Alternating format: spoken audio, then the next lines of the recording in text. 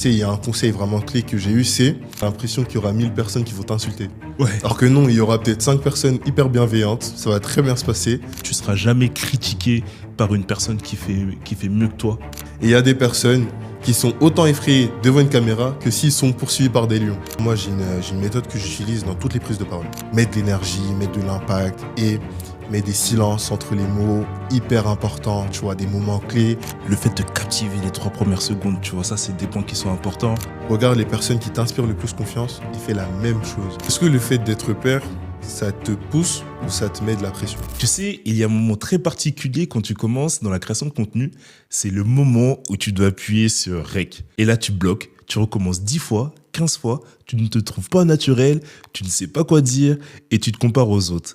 Et parfois, tu finis même par abandonner ta vidéo. Et ça, je le vois chez énormément de créateurs UGC. Que tu sois au début, même après plusieurs mois, parce que la prise de parole, c'est souvent le plus gros pocage. Et pourtant, dans l'UGC, c'est essentiel. C'est ce qui va faire la différence entre une vidéo qui convertit et une vidéo qui ne marche pas du tout. Et justement, aujourd'hui, on va débloquer tout ça. J'ai la chance de pouvoir avoir un invité spécial. Il est spécialiste dans la prise de parole. Il a même créé une application pour aider les personnes dans l'aisance oratoire. Et aujourd'hui, il va nous partager ses meilleurs secrets.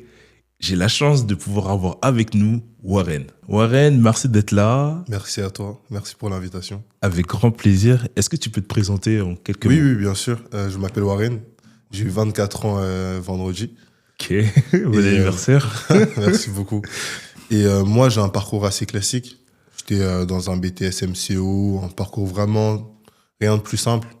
Et je me suis lancé je me suis lancé un défi. C'était de créer une application, du coup, comme tu l'as dit, pour aider les personnes à maîtriser la prise de parole en public. Parce que j'ai vu que j'avais des difficultés dans ce milieu-là, avec le milieu où j'ai grandi, où j'ai vécu. C'est pas quelque chose dont j'ai appris. J'avais aucun réseau et je ne savais pas du tout m'exprimer, mais pourtant, je savais que je voulais entreprendre. Ouais. Et c'est pour ça que... T'as grandi dans quel genre de milieu? Moi, j'ai grandi entre la France et le Cameroun. Ouais. Faut savoir que j'ai fait à peu près les deux. Au Cameroun, j'ai vécu peut-être 8 ans. Ouais. Et en France, le reste. Et j'ai vécu sinon en quartier populaire de Nantes. J'ai vécu au quartier nord de Nantes. Ouais. Et donc, du coup, la prise de parole, c'était venu à quel moment précis, justement? Justement, par rapport à ça, j'ai une anecdote. Tu sais, moi, de base, je suis dans le marketing digital. Moi, je déteste travailler avec les gens. Je m'entoure pas. Je reste toujours dans mon coin, toujours au quartier, dans ma chambre, sur mon ordi. Sauf que j'ai une ambition. Mon ambition, c'est réellement d'être un entrepreneur qui impacte, qui marque les gens, une figure que ma famille peut suivre, etc. Mais un jour, j'étais face à ma tante. C'est un dialogue, une discussion hyper simple. C'est ma tante, faut savoir qu'elle a des Airbnb sur Paris. Et elle entreprend, elle a du réseau, etc. C'est-à-dire qu'elle peut me faire des petites passes décisives par là, me donner des contacts. Sauf que quand je commençais à lui parler, je bafouillais, je bégayais, je me crispais, je mettais de côté mes projets. Tu sais, je minimisais tout ce que je faisais, tu vois, alors que je faisais des grandes choses, etc. Et je me suis dit que c'était pas possible. Et je me suis dit, comment est-ce que je peux faire? Et là, je tombe sur une vidéo sur YouTube, comment être charismatique en 30 minutes. Tu vois. Je regarde la vidéo. Sur YouTube, moi aussi, je suis tombé beaucoup sur des genres de vidéos. Je regarde la vidéo, c'était assez générique. Et là, je me suis dit, pourquoi je lancerais pas une application dans la prise de parole? Ça m'est venu vraiment comme ça. Pourquoi pas me lancer du coup dans ce domaine-là? Wow, c'est hyper inspirant parce que du coup, tu es passé sur une problématique que tu avais toi-même de base. Et puis après, tu t'es dit, non, en vrai, j'ai cette problématique-là. Il y a forcément des personnes, justement, qui ont cette problématique-là.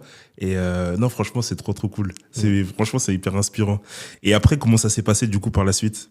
Par la suite, j'ai rejoint Les Déterminés. Je sais pas si tu connais, c'est un réseau qui est partout en France.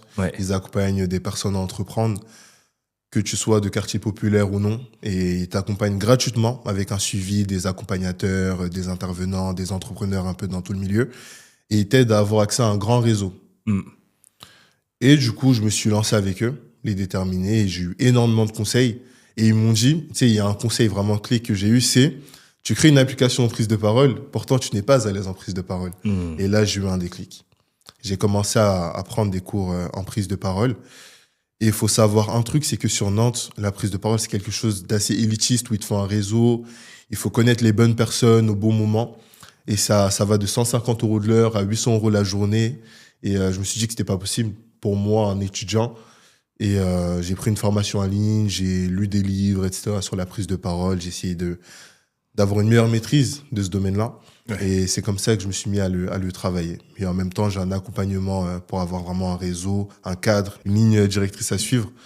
Et du coup, je me suis lancé dans le projet il y a de ça, je pense, depuis juillet 2025. Ok, trop bien. Ouais, moi aussi, en fait, j'ai aussi suivi ce parcours avec les Déterminés sur un an. Et c'est une association qui m'a beaucoup aidé, moi, dans mon parcours, parce que moi à l'époque je quittais mon CDI pour me consacrer à 100% justement dans mon activité en UGC, et en fait ça m'a permis beaucoup de structurer mon activité, enfin ça m'a permis de vraiment le scaler un peu mon activité. Ouais. Et donc je suis content que vous ayez suivi aussi ce parcours. Je sais que ça va vraiment t'aider. Je sais pas si t'es à la fin ou t'as avancé là-dedans.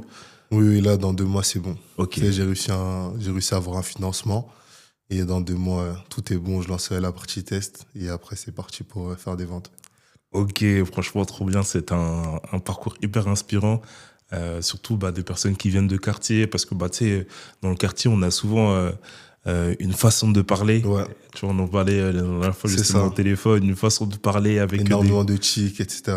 On structure pas. C'est vrai, on va directement au point sans mettre de forme. Ouais, c'est ça. Ça, c'est un problème dans certains endroits. Et puis moi, je trouve que ce qui est important justement quand tu viens d'un quartier, quand tu viens justement d'un endroit comme ça, c'est justement d'avoir cette agilité sociale, tu vois, tu vois, t'es un caméléon social, tu vois, où tu peux justement arriver dans un milieu où tu viens certes du quartier et tout ça, c'est une force, il faut le garder, tu vois, mais du coup tu t'adaptes aussi en fonction de la personne que tu as en face. Et moi, c'était un point qui était important aussi pour moi, tu vois, parce qu'avant j'étais en CDI chez Orange. Et quand j'étais en CDI chez Orange, j'étais face à des personnes de tout horizon, mais j'étais aussi face à des personnes qui étaient chefs d'entreprise et tout ça. Et du coup, il fallait s'adapter au niveau du langage. Je pouvais pas lui dire, ouais, vas-y, tu vois, des trucs comme ça. Tu peux pas être naturel, c'est impossible. Donc c'est important aussi d'avoir cette agilité sociale, j'appelle ça. Et que toi, du coup, trop bien ton parcours et tout. Là, aujourd'hui, l'objectif, c'est justement de parler à des potentiels créateurs de contenu UGC. Et je trouve que, justement, le lien, il est assez étroit entre les deux. Le fait de pouvoir s'exprimer au niveau de la parole et le fait de pouvoir créer du contenu. Parce que forcément, plus le contenu est naturel, plus on est à l'aise justement face à la caméra, plus les performances sont on derrière. a des meilleurs retours aussi. Et on convertit plus aussi quand on est naturel. C'est exactement ça. Est-ce que tu aurais, tu vois, comme ça, là, est-ce que tu aurais un petit conseil justement à donner à un créateur de contenu qui vient de commencer et qui, justement, il a ses premiers blocages, on va dire, sur Rec. C'est ça. Ouais, je comprends totalement. En vrai, pour les créateurs UGC, mon conseil, j'ai vraiment un conseil fondamental, surtout quand on débute, c'est il ne faut pas essayer d'être parfait. Ça, c'est vraiment pour moi le plus important. N'essaye pas d'être parfait. Le plus important, c'est que tu postes. Tu vois, mieux vaut une vidéo un peu mal faite, postée, qu'une vidéo parfaite que personne ne va voir au final. C'est-à-dire, moi, si je devais donner vraiment un conseil, c'est vraiment, certes, on a peur, etc., mais poste. Le contenu n'est pas bon, etc. Mais tu peux pas améliorer quelque chose où tu ne vois même pas les erreurs, tu vois. Si tu essaies de faire trop parfait, peut-être que la perfection que tu imagines, peut-être que ça marche pas du tout. Tu vois, mon conseil principal, c'est vraiment lancez-vous, postez et allez-y, tout simplement. C'est vraiment d'y aller, de passer à l'action. Ouais, franchement, c'est ça. Moi, ce que je dis souvent à les personnes que j'accompagne, c'est lance-toi, fais ta première vidéo même imparfaite et je te garantis, et continue du coup, et je te garantis que la 10e vidéo sera toujours mieux que la première et la 100e vidéo, n'en parlons même pas. Bah oui. C'est pour avoir un vrai niveau, c'est ça. Il faut se lancer, y aller sans trop hésiter. En plus, même si on regarde les personnes qui réussissent le plus, ils le font en one shot. Ils prennent la vidéo d'un coup, ils re-regardent pas forcément. Bon, ils regardent s'il n'y a pas des trucs un peu bizarres derrière. Mais sinon, ils postent directement de manière hyper naturelle et ce sont les vidéos qui marchent le plus. Ouais, c'est ça, c'est que, en fait, tu vas justement évoluer au niveau de ta façon de faire et tout ça à force de le faire.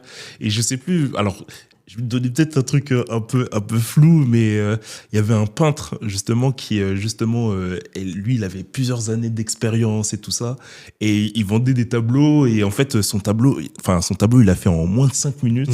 Et la personne elle me dit attends, tu me vends un tableau à je sais pas combien de milliers d'euros alors que tu l'as fait en moins de 5 minutes. Ouais. Mais en fait c'est pas forcément les 5 minutes qu'il a fait là, mais c'est toute l'expérience qu'il a fait avant. Tous les ratures qu'il a pu faire avant, tous les heures où il a dû réfléchir à trouver sa plume, et en fait c'est un peu pareil dans la vidéo, c'est que parfois tu commences, ta vidéo elle est un peu merguez comme j'aime bien dire, tu vois. Ouais. Et en fait à force de le faire, tu vas trouver justement ton identité, ta façon de faire, ton authenticité et tout ça. Et puis c'est à ce moment-là que effectivement tu commences à quand moi j'ai commencé mes vidéos, je passais du temps sur une vidéo, tu vois, parfois une demi-journée pour une vidéo de 30 secondes.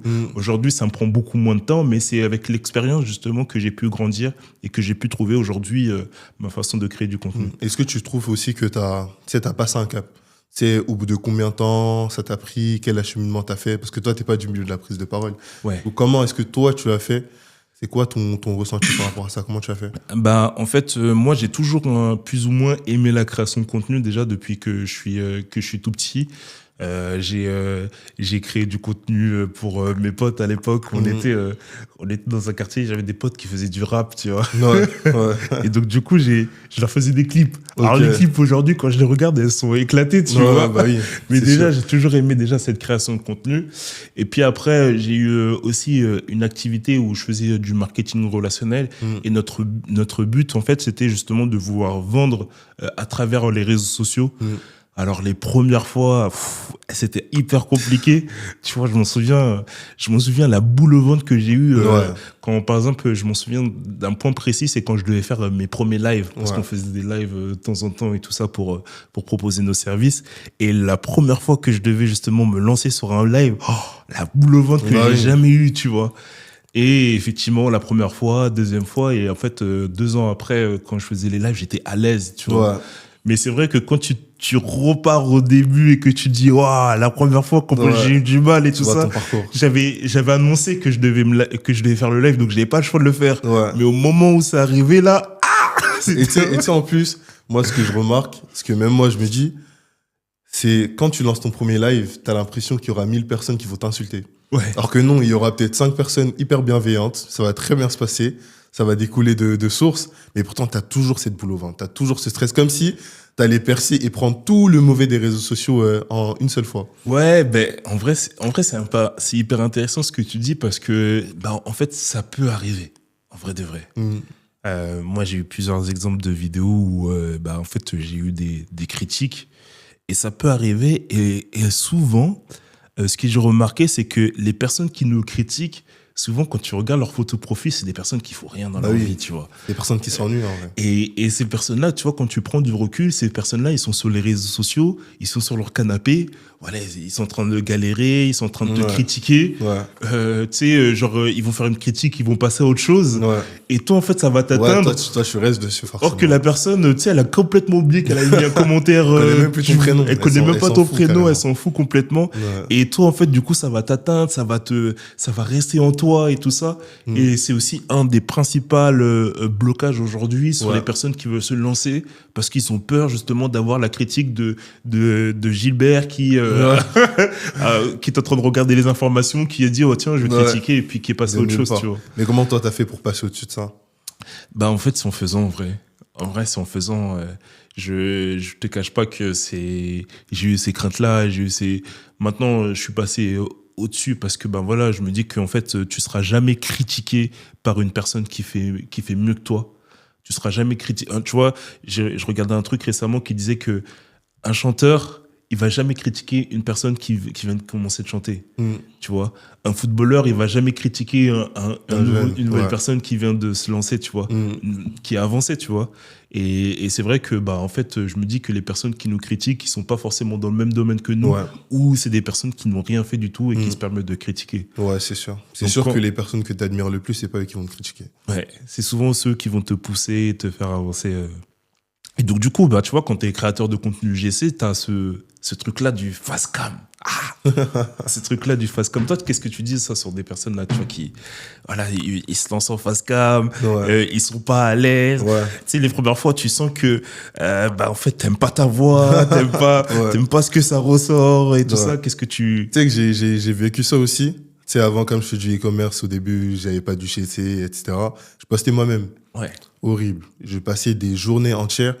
Je me souviens, une fois, j'étais sur Paris. Toute une après-midi, j'ai fait des vidéos. J'en ai fait peut-être 15. Je n'en ai posté aucune. Aucune de toutes les vidéos. Aucune vidéo parce que, tu sais, t'as l'impression d'être pas naturel.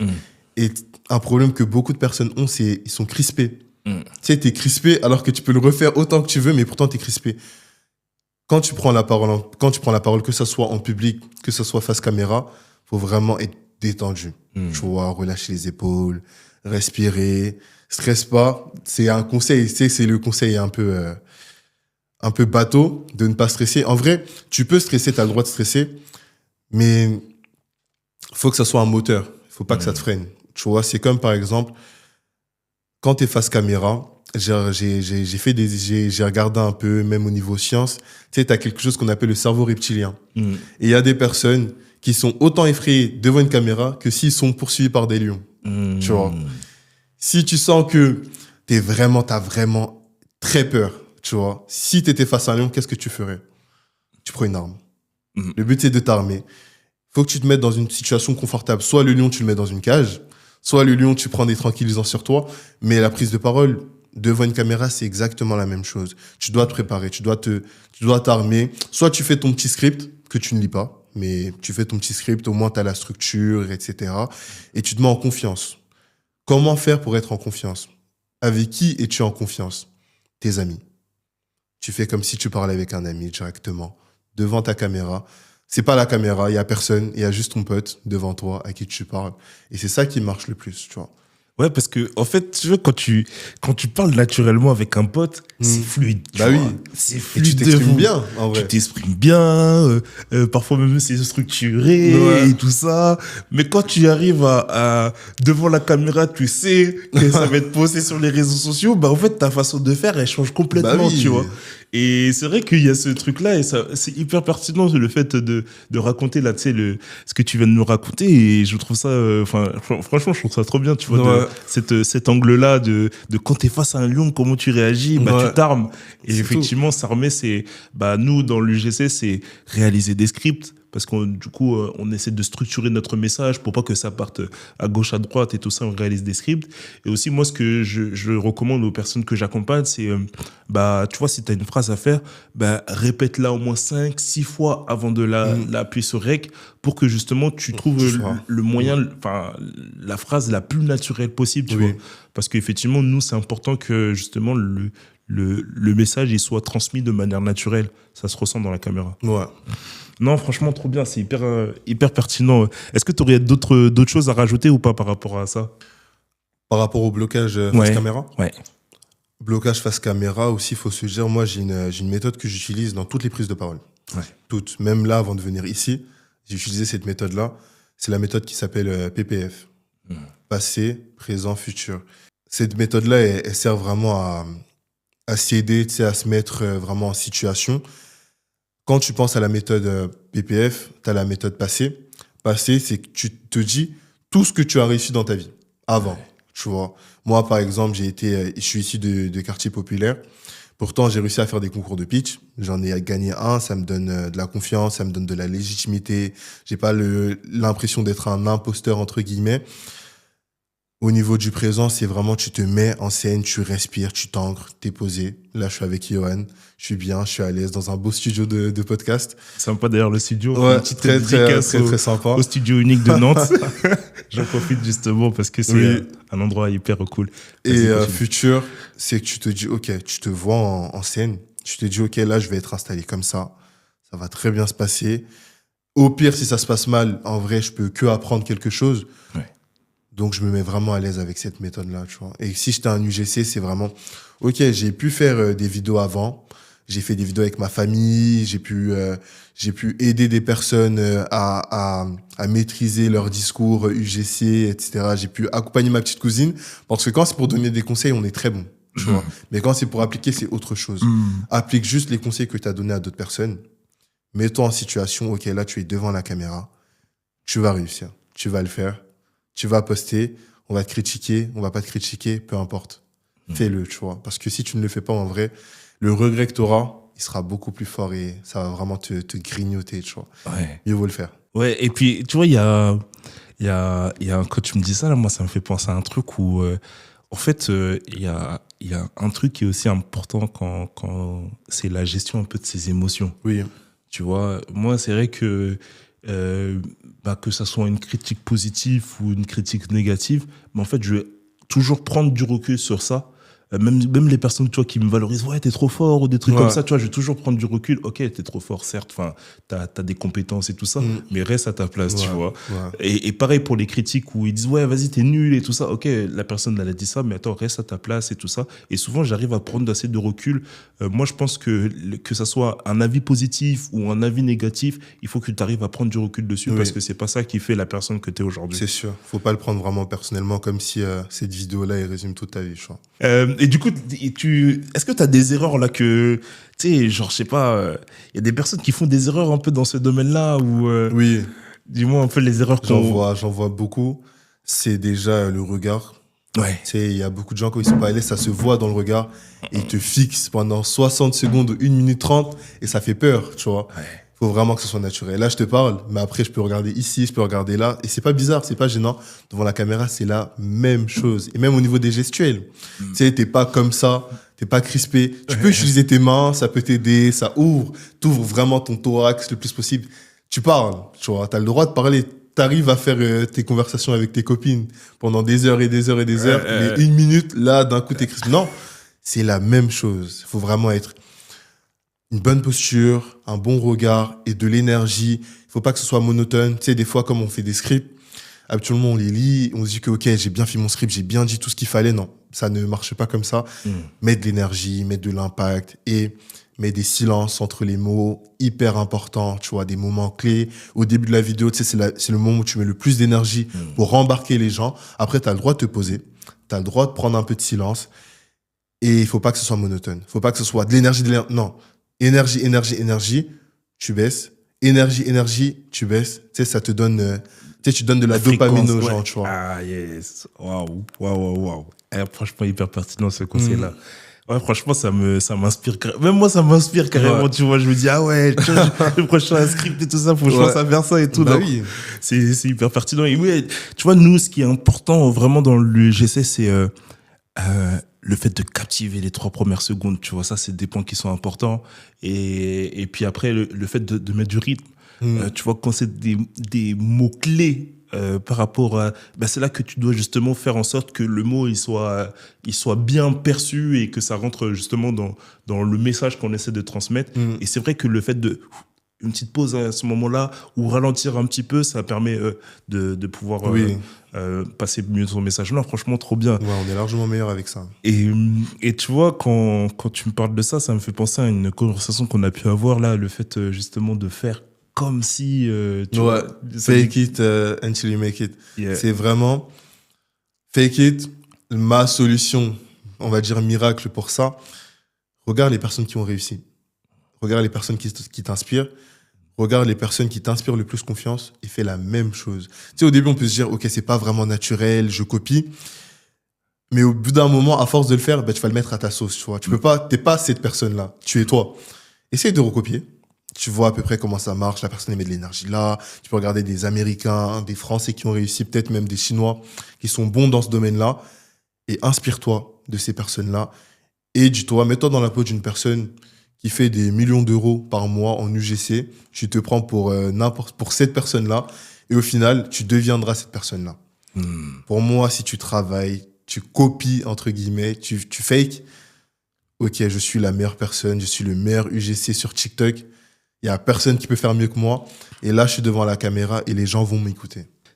En fait, mine de rien, tu vois, derrière une petite vidéo de 30 secondes, il y a quand même une partie d'état d'esprit quand même. Hein. Oui. l'état d'esprit à avoir, le mindset, comme on vient de dire, tu vois. C'est vrai que il y a tout ça, tu vois, parce on se met beaucoup de freins, on se met beaucoup de trucs et tout. Et ce genre de petits tips, de faire comme si on était justement cette personne-là qui... Et moi, tu vois, là où je pousse un peu plus loin, c'est souvent, je pose la question aux personnes que j'accompagne, c'est OK, dans cette situation, comment la meilleure version de toi-même pourrait faire, tu vois.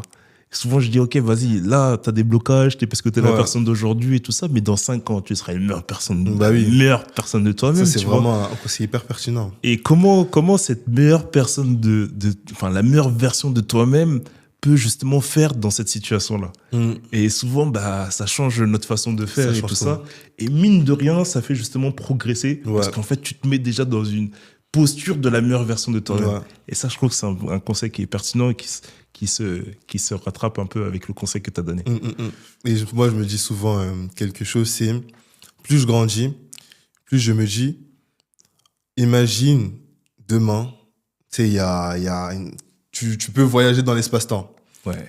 Et demain, tu rencontres toi quand tu avais 10 ans. Tu vois. Et la personne ne sait pas que c'est toi. Quel regard est-ce que tu voudrais que cet enfant ait de toi? Tu vois ce que je veux dire? Ouais. Moi, je me dis toujours, si je me voyais aujourd'hui, avant, j'étais extrêmement timide. En plus, je suis fils unique, je parlais à personne, j'osais pas m'ouvrir, etc. Et le fait de me voir, je me dis que le moi petit pourrait m'admirer. Et juste ça, tu sais, c'est quelque chose d'exceptionnel pour moi. Même pas le regard de ma famille, etc., mais vraiment le regard de moi, mais quand j'étais plus jeune, tu vois. Et c'est vraiment quelque chose... Et ce que je me dis encore plus, c'est... J'espère que la personne dans 10 ans va se dire la même chose par rapport à moi d'aujourd'hui. Tu vois, et ça me pousse vraiment à être meilleur. Tu vois, ça me pousse vraiment à me dépasser, à me rêver, à me dire, OK, aujourd'hui, je vais faire un pas de plus. Tu vois, un petit pas de plus. Tu sais, c'est quelque chose, on se dit, mais c'est générique, tous les coachs, les pseudo-coachs de TikTok vont dire ça, mais c'est quelque chose qu'il faut se dire, c'est vraiment une réalité, c'est vraiment vrai. Et pour savoir si c'est vrai ou pas, applique-le. Si pendant 30 jours, tu l'appliques, tu te dis, OK, pendant un jour, je fais de plus en plus, et qu'à la fin, tu te dis, non, en vrai, ça me va pas. OK. Mais moi, je te dis que, personnellement, toutes les personnes à qui j'ai parlé, et même moi-même, ça marche. Tu sais, c'est vraiment des trucs qui marchent réellement, tu vois. Et puis, mine de rien, tu vois, c'est ce qu'on appelle un peu l'effet cumulé. C'est-à-dire qu'au début, parfois, au début, tu vois pas forcément la différence, tu vois. Et tu vois, 1 mois, 2 mois, 3 mois et tout ça. Après, toi, personnellement, tu vois pas forcément la différence, mais tes proches commencent à voir la différence. Tu commences à avoir des petits remarques comme dire, tiens, t'as progressé et tout ça, tu vois. Bien, t'es à l'aise, t'es en confiance. Tu vois, et après, avec le long terme, effectivement, en fait, sans t'en apercevoir, parce que justement, t'es parti sur cette méthode-là où d'un pas de plus par jour, avancer progressivement, au bout d'1 an, 2 ans, 3 ans, t'es une autre personne, tu vois. Et tu te dis, ah ouais, franchement, c'est ouf. Et ça m'a grave parlé de dire, OK, si tu rencontres la personne qui est ta personne de toi d'il y a 10 ans, ça va parler de fou. ça va parler de fou. Toi, tu lui dirais quoi, toi, la personne il y a 10 ans? Si la personne te voit, tu penses qu'elle aurait quel regard sur toi aujourd'hui? Franchement, c'est incroyable parce que moi, la personne il y a 10 ans, c'était pas du tout cette personne-là, tu vois. Il y a 10 ans, voilà, aujourd'hui, j'ai 30 ans, j'avais 20 ans, j'étais en études. C'était soirée étudiante. Moi, j'avais un avenir un peu tout tracé dans un CDI. Tu vois, j'avais toujours quand même ce truc-là au fond de moi où je me disais que je pouvais justement réussir quelque chose dans ma vie. Tu vois, par exemple, il y a une petite anecdote là, tu vois, que je te raconte. Dis-moi. Il y avait un pote à moi qui était footballeur, tu vois. Il jouait en national et tout ça.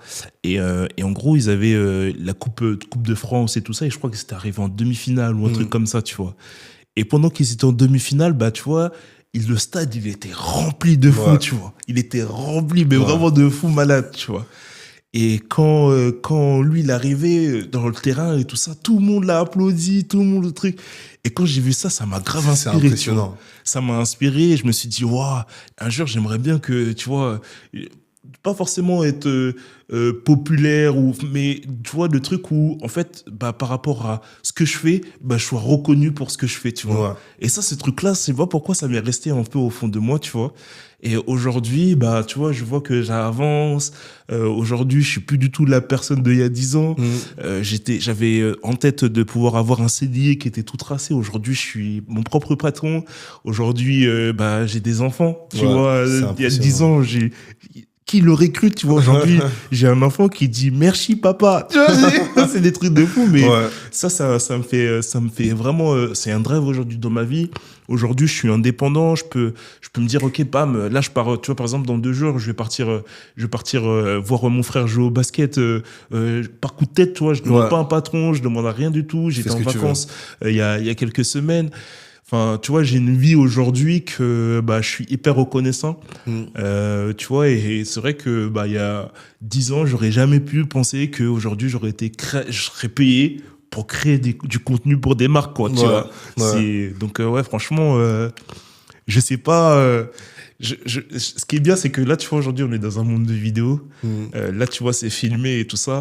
Et dans 10 ans, je pourrais regarder cette vidéo, tu vois. Et je pourrais me dire, justement, aujourd'hui, quelle émotion je ressens aujourd'hui. Et dans 10 ans, du coup, quand je regarderai cette vidéo, ok, quelle émotion je me dirais sur la personne que je suis devenue, tu vois. Et ça, c'est hyper inspirant, tu vois.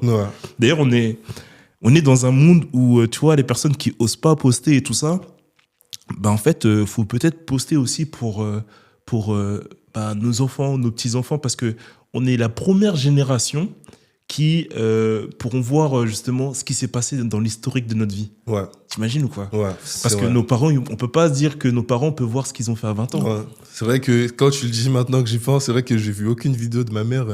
Tu vois ? À l'ancienne. Or que là, tu vois, si par exemple tu commences à poster aujourd'hui, même si c'est des vidéos merguez, même si, tu vois, dans 10 ans, 20 ans et tout ça, on pourra aller regarder dans ton historique de ton Instagram, où t'en étais et tout ça, tu vois, et te dire, ah ouais, putain, papa, il était comme ça. T'imagines ou pas ? C'est un donc, truc de fou. on est cette première génération-là. Donc, parfois, en fait, poste parce que tu dois poster et arrête de te soucier je sais pas, de la personne avec qui tu étais au collège que tu parles même plus, tu vois, de n'importe qui, mais poste pour toi et pour l'avenir que tu essaies de construire. Waouh. Aspirant. J'adore ce podcast. J'adore. Bon, après, franchement, je sais pas si tu avais d'autres choses à rajouter, d'autres... Ouais, j'ai une question pour toi. C'est est-ce que le fait d'être père, ça te pousse ou ça te met de la pression ? Moi, c'est un élément moteur pour moi. C'est un élément moteur parce que si on peut rentrer un peu dans l'intimité des choses, tu vois, moi, j'ai pas eu toujours ce père-là qui était présent, qui était... Et donc, en fait, aujourd'hui, pour moi, c'est un moteur, c'est une motivation parce que, en fait, je me dis que je veux être l'exemple de ces enfants, tu vois. Je veux vraiment que mes enfants puissent se dire, ok, waouh, papa, il était comme ça et tout ça. Et surtout, je pense que dans l'éducation de nos enfants, on peut leur dire, écoute, fais pas ça ou fais ci ou fais ça. Mais en fait, les enfants, ils vont faire comme toi. Tu peux leur dire, je sais pas, par exemple, tu peux leur dire ne fume pas. Tu dis ouais, fumer c'est pas bon pour la santé, mais si tu fumes, t'as des grandes chances que ton film fume, même si tu l'as dit que c'est pas bon pour la santé, tu vois ce que je veux dire. Et dans cette idée-là, en fait, chaque fois quand je me réveille le matin ou quand j'ai des moments de down et tout ça, je me rappelle que en fait, si je dois le faire, c'est pour mes enfants, tu vois. C'est pour être l'exemple de mes enfants, pour pouvoir justement grandir et me dire qu'en fait, ces enfants-là, ils ont été un père qui ont été comme ça, qui avait ces atouts-là et tout ça, et ce que ça leur inspire aussi eux dans l'avenir quand ils grandissent. Donc c'est comme ça que je vois la chose. Pour moi, c'est un moteur. Pour certaines personnes, ça peut être des freins, mais je vois. En fait, pour moi, c'est surtout quel sens tu mets aux choses, tu vois. Pour moi, c'est important de mettre du sens aux choses. J'aurais pu mettre un sens différent, tu vois. Mais moi, c'est le sens que je décide de prendre. En plus, tu es fidèle à toi-même dans tes vidéos et tout ça. C'est ça, tu vois, c'est... Donc voilà, je pense que même dans tout, tu vois, c'est... Parfois, quand tu te retrouves... Il y a des personnes qui, tu vois, ils rencontrent la mort d'un proche. Il y a des personnes qui vont mettre du sens où ils vont dire, en en fait, ouais, c'est dramatique et tout ça, tu vois. Et il y a des personnes qui vont dire, ok, j'utilise cette mort-là pour que ça soit une force, tu vois. Ouais. Et en fait, c'est pour ça que je te dis, ça dépend du sens sur lequel tu mets les choses. Et ça marche dans tout, tu vois. Si demain dans l'UGC, tu veux te lancer dans l'UGC et que tu mets du sens en disant que voilà ce que ça peut m'apporter, voilà ce que ça peut m'apporter et tout ça, en fait, tu vas avancer. Mais par contre, si tu dis ouais, mais vas-y, si je fais ça, il y a des gens qui vont me critiquer, tu vois, tu mets du sens dans ça, forcément, tu vas pas y aller, tu vois. Donc, c'est une question de sens dans lequel tu mets les choses. Et je me dis aussi, quand dans tout ce que tu fais dans la vie, il faut savoir pourquoi tu le fais et quel message tu as envie de retranscrire derrière. Des enfants, de la famille, etc. C'est vraiment savoir pourquoi. Tu sais, le pourquoi, il est vraiment, genre, c'est quelque chose qui me drive vraiment. Parce que là, dis-toi que ça fait des mois que je travaille sur l'application. Je te cache pas, ça me saoule. Ça me fatigue, j'en ai marre. Tu sais, des fois, je dors à 3-4 heures du matin parce que je retravaille avec mon développeur certains aspects. Je vois, il y a un nouveau livre qui est sorti avec des très bons conseils. T'as envie de tout ajouter, etc. Mais ce qui me maintient, c'est vraiment pourquoi je le fais. Tu vois. Quand j'ai commencé, je voulais aider les personnes qui sont un peu comme moi, les jeunes qui n'ont pas de contact, ils n'ont personne, ils n'ont pas forcément les ressources pour s'améliorer.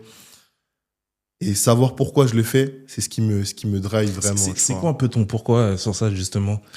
Moi, mon pourquoi, si je te dis la vérité, mon vrai pourquoi j'ai décidé d'entreprendre, etc. Déjà, moi, j'ai bien grandi, j'ai vécu au Cameroun, j'ai pu voyager grâce à ma mère. Moi aussi, comme toi, pas de père. J'ai pu explorer le monde, voir, j'ai de la famille un peu partout, etc. Et je me suis rendu compte que dans ma communauté, beaucoup de gens n'ont pas cette chance-là. Ils peuvent pas forcément repartir au pays. Ils ont aucun lien avec leur culture. Dans la société dans laquelle on vit, tu sais, ils ont une barrière, tu vois. C'est un plafond de verre sur lequel tu peux pas dépasser. Des fois, ça peut être par la parole, des fois, c'est juste l'apparence, des fois, tu vas être avec des gens qui t'aiment juste pas pour ce que t'es. Et je me suis rendu compte de ça. Et j'ai vraiment envie que ma communauté dépasse ce stade-là. C'est qu'on se renferme pas, mais qu'on s'ouvre, tu vois. Et de la meilleure des manières. Et moi, je me suis dit, si je maîtrise la prise de parole, il y a personne qui peut monter sur moi, il y a personne qui peut vraiment me prendre de haut, tu vois. Et au début, c'était vraiment un sentiment égoïste. Je voulais juste être une meilleure personne. Je voulais juste être cette personne-là, tu vois. Le meilleur entrepreneur, tu le vois, il a de la classe, il a du charisme. Quand il parle, tout le monde l'écoute.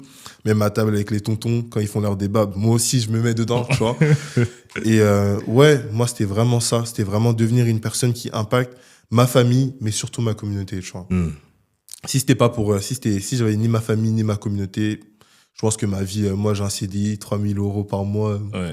Moi, je suis tranquille, tu vois. J'en demande pas tant que ça. Même 3 000, c'est une bonne somme, tu vois. Mais non, genre, j'ai vraiment un truc où je me réveille le matin, je me dis, je le fais pas vraiment pour moi. Je le fais pour d'autres personnes, tu vois. Parce que, ouais, effectivement, elle a un potentiel, en tout cas, d'impacter la vie des gens.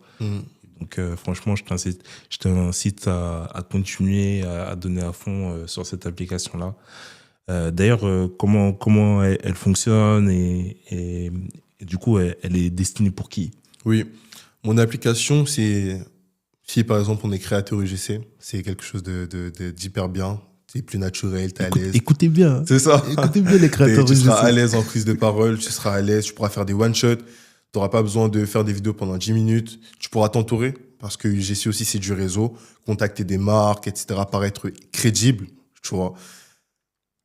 Si t'es un jeune actif, tu commences, t'es un alternant ou tu recherches un stage, c'est quelque chose qui est fondamental pour toi aussi. Tu sais, tu maîtrises l'oral. On ne prend pas pour le petit stagiaire. Si ça fait 2 ans que t'es là dans la boîte, en réunion, t'oses t'exprimer. T'es un professionnel, même un dirigeant d'entreprise, etc. C'est vrai que la prise de parole, c'est très axé pro. Tu sais, dans ta vie professionnelle, l'entrepreneuriat, si t'es quelqu'un qui a des contrats à signer, t'es un avocat, un médecin, la prise de parole, c'est vraiment quelque chose d'essentiel. Mais aussi dans ta vie de tous les jours. Mais c'est vrai qu'en ce moment, les personnes que je vis sont les pros. Les jeunes professionnels, les jeunes actifs, okay. Entre 20 et 35 ans, c'est fait pour toi. Tu peux travailler et devenir une meilleure personne via la prise de parole. Alors, est-ce que tu as un dernier mot sur lequel on pourrait... Moi, franchement, il y aurait que moi. personnellement, on aurait continué justement cette conversation pendant des heures et des heures. Mais je trouve que justement là, on a donné suffisamment de choses. Est-ce que tu aurais un dernier mot justement à donner, soit de manière générale ou soit au potentiel créateur de contenu UGC qui est ici? Enfin, je te laisse le micro. Si j'ai un dernier mot et quelque chose que pour moi, il faudrait vraiment retenir de tout cet échange, c'est qu'il y a une grosse partie mindset dans le lot. Tu vois. On peut avoir les meilleures techniques de prise de parole possibles. Tu peux prendre mon application, avoir les meilleures techniques, être extrêmement bon. Mais le plus important, l'essentiel, c'est vraiment de se lancer. C'est vraiment de passer à l'action. On a beaucoup répété et c'est pas pour rien. Créateur UGC, entrepreneur, dirigeant d'entreprise, lance-toi. Je vois vraiment, lance-toi. Tu t'es promis quelque chose, fais-le. Et c'est vraiment le mot que j'ai vraiment à dire, c'est vraiment passer à l'action. Franchement, merci beaucoup, Warren. Franchement, c'était une expérience juste top. C'était vraiment un plaisir de pouvoir avoir cet échange avec toi.